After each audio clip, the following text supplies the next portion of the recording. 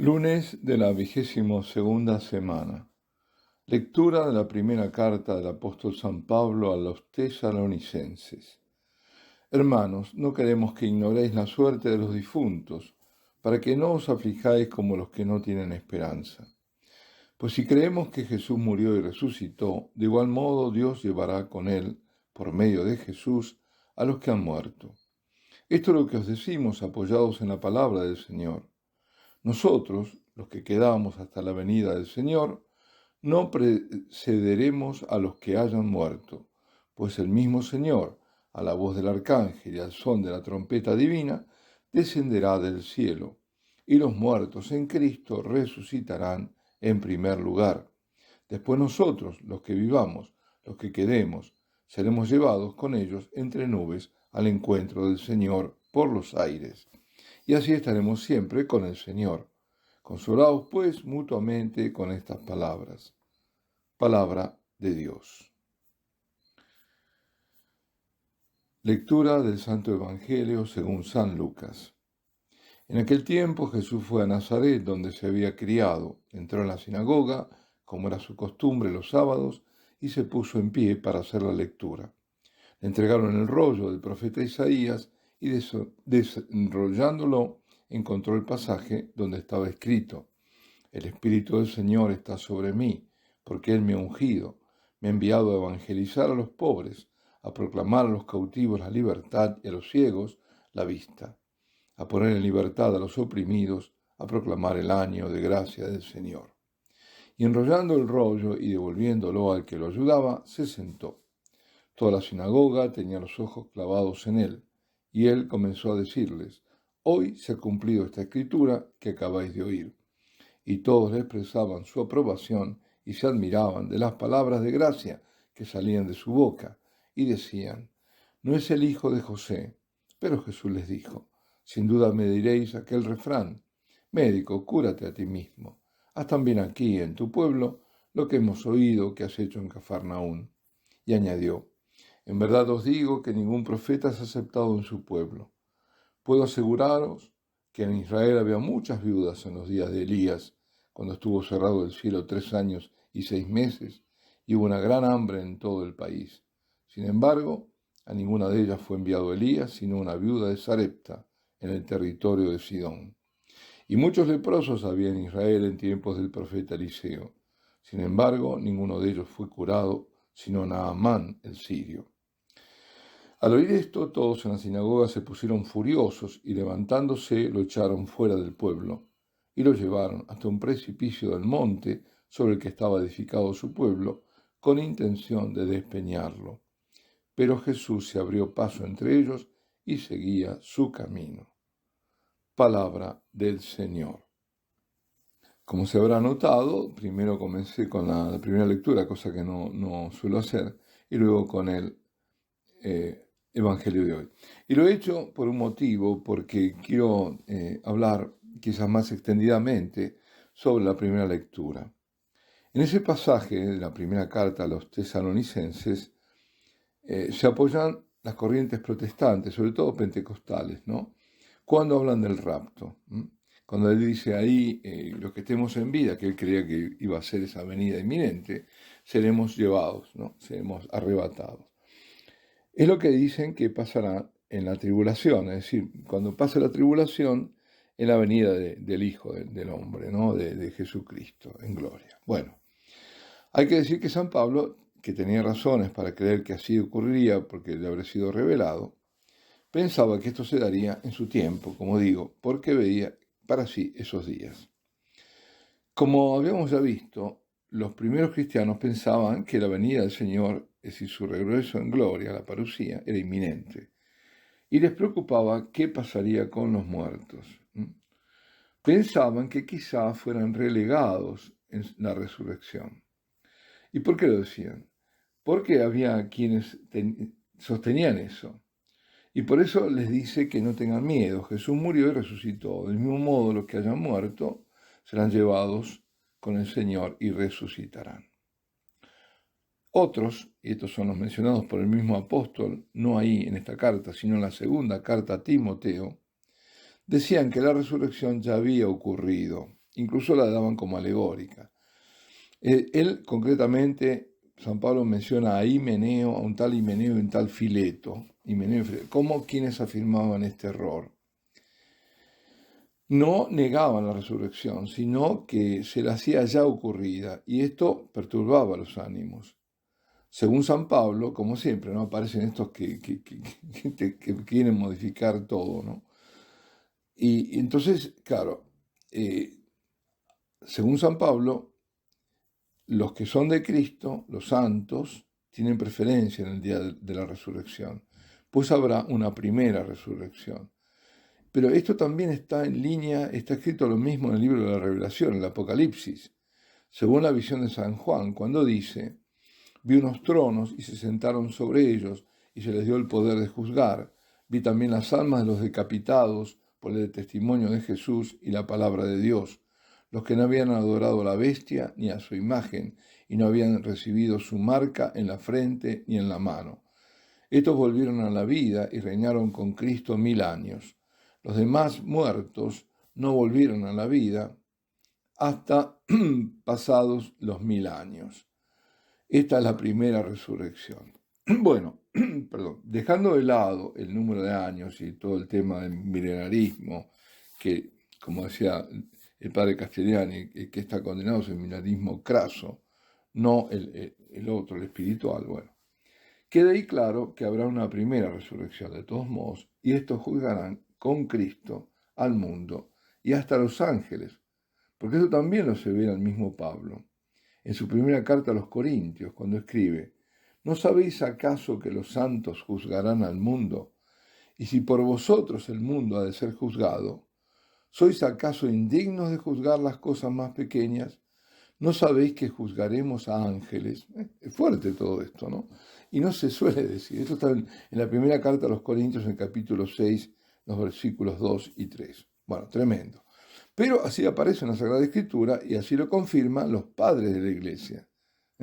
Los padres de la Iglesia. Nosotros no somos solo la Escritura, la tradición, que los santos juzgarán al mundo y a los ángeles. Y esto lo comentan y afirman San Juan Crisóstomo, Teofilacto, Teodoreto, San Ambrosio, San Anselmo y otros.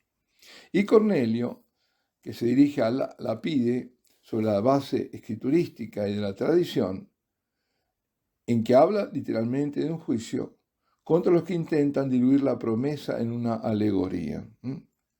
Hacen todo alegórico. No, le dice que en aquel día del Señor los apóstoles y los que todo lo despreciaron por amor a Cristo estarán sentados más cerca del divino juez en calidad de príncipes y asesores del reino.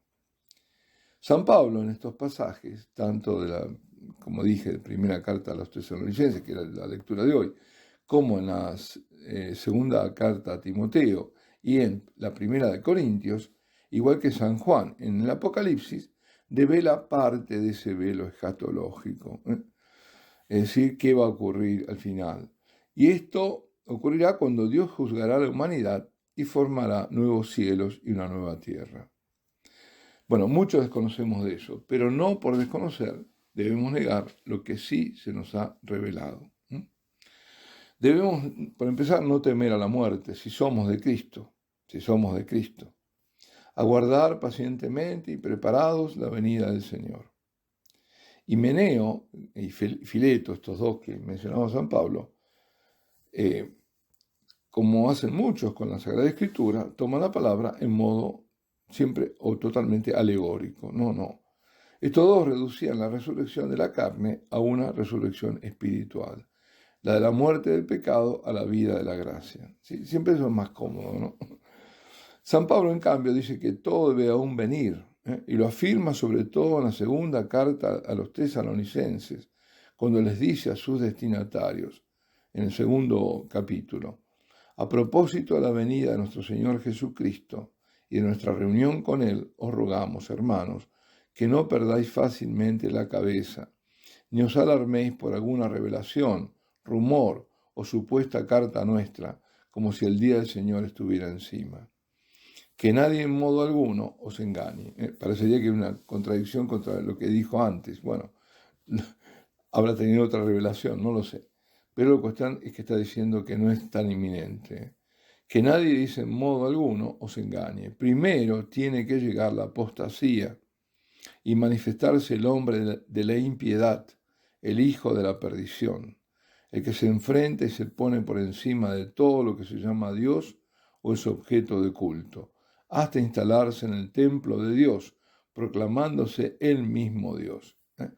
Y aquí entramos en algo que nos parece muy actual, actualísimo realmente. Esto lo estamos viendo venir, ¿o no? Ya tenemos la apostasía encima. Y falta que se manifieste el hijo de la perdición, el hombre impío, es decir, el anticristo. San Pablo nunca lo llama anticristo, lo llama así, hombre de perdición, hombre impío. ¿Cuándo será eso? Cuando se ha quitado el catejón. Lo habrán escuchado más de una vez. Catejón significa que impide el obstáculo. Es decir, aquel y aquello que obstaculiza su manifestación. Porque en algún momento aparece como un algo y en otros momentos como un alguien. Son ambas cosas. Un aquel y un aquello. Es lo que está impidiendo. Dice San Pablo que aparecerá. Cuando se ha quitado eso, aparecerá, se manifestará el anticristo. Ciertamente que podría no ser el último anticristo, sino también un tipo del antitipo. El antitipo es el último, pero también muy bien puede ser el último, no lo sabemos. Según el cardenal Newman, desde el comienzo han habido anticristos, y lo dice eso también San Juan, ¿no? Y el primero, por cierto, que fue Nerón, a quien se aplica, con un mero ejercicio de sumar las letras de Nerón César en griego, si no me equivoco, cuando uno suma sale 666. Según el cardenal Newman, fue un tipo, y cada época ha visto un personaje que ha, digamos, resumido en él, recapitulado ese misterio de la iniquidad. Es decir, todo ese mal, toda esa época de mal, de anticrística, para decirlo así, ha tenido un anticristo en la cabeza, hasta que llegue el último. En la primera, esta lectura de hoy, entonces, San Pablo le está diciendo a los tesalonicenses, no os preocupéis, porque los muertos resucitarán, y primero los que hayan muerto en Cristo, los santos. Luego les dice, los que estamos vivos seremos arrebatados en vida, que es lo que dicen estos pentecostales. Arrebatados, raptados, sin pasar por la muerte, así lo aseguran. Se verá, no sé cuándo, pero se verá, claro. Ellos dicen que es inminente. Pero, sí, así lo puso San Pablo, primero resucitarán los justos, luego los otros justos, y los que estén vivos serán arrebatados al encuentro de Cristo en el aire. Hay que decir que los padres griegos de la Iglesia, eso sí, y los latinos, como San Jerónimo, como Tertuliano, opinaban que ocurrirá sin que sea antes necesaria la muerte física. Es decir, de golpe, llevados, no abrir y cerrar de ojos, pasan de esta vida a la otra. Y también así lo admiten San Anselmo y Santo Tomás de Aquino. Ya sé lo que algunos piensan, y yo también lo pensé, que quizás así ocurrió con la Santísima Virgen, como arrebatada sin haber pasado por la muerte. Entonces, en aquel día, el de la parucía, a la voz del arcángel San Miguel, sonará la trompeta divina y descenderá el Señor del cielo. Vendrá entre las nubes y resucitarán los santos y será el rapto de los justos que están en vida. Bueno, en otras oportunidades hemos comentado este evangelio, ¿no? Ahora yendo al evangelio. Es por lo menos de asombrarse el vuelco de actitud entre todos expresaban su aprobación y se admiraban de las palabras de gracia que salían de su boca, y lo echaron fuera del pueblo y lo llevaron hasta un precipicio del monte sobre el que estaba edificado su pueblo con intención de despeñarlo. ¿Qué pasó? De un extremo a otro, entre la admiración y el desprecio de ese homicida. Bueno, las palabras del Señor, que ponían como tan a menudo lo hará al descubierto el pensamiento de todos. Eso es lo que pasó en el medio. Sus paisanos primero se admiraban, ¿no? Pero luego, y esto lo deducimos por las palabras de Jesús, no podían admitir que uno de ellos no fuera como ellos. Este no es el hijo de José. Bueno, el Señor no busca las palabras para suavizar la verdad, sino que las dice sin medios términos, sin medias tintas, como decimos. Y eso los hiere, ¿no? Pero además, al decirles que un profeta es aceptado no es aceptado, perdón, en su pueblo, da como ejemplos a quienes no eran del pueblo elegido. Eso también, son muy celosos, o eran muy celosos, ¿no? Entonces, eso también no les cae bien. Como diciéndoles, no os creáis que tenéis algún privilegio ante Dios por ser hebreos. No me estáis aceptando, y al no aceptarme, lo que podría hacer aquí, lo haré en otro lado, como lo hice antes en Cafarnaún. Irá de nuevo. Y eso los indignó, y viscerales como serían, lo quisieron matar. Pero no era su hora. El Señor se les escabulló. Lo imaginamos con toda su majestad abrirse paso entre el gentío y seguir su camino. Regresa a Cafarnaún. El Señor pasa por nuestras vidas. No dejemos que siga su camino sin nosotros. Esto no depende de Él, sino de nosotros. Señor, quédate ahora con nosotros que ya está oscuro, muy oscuro. Así como en la sinagoga de Nazaret, el pueblo en el que habías crecido, la lectura de Isaías se cumplía en aquel mismo momento. Así ahora creemos que todas las señales nos hablan de este fin de los tiempos. Señor, sabemos que tú no nos vas a abandonar y nosotros nos refugiamos en ti. Somos tuyos porque somos todo de María. Alabado sea Jesucristo y Ave María Purísima. Y la bendición de Dios Todopoderoso, Padre, Hijo y Espíritu Santo, descienda sobre vosotros y permanezca para siempre.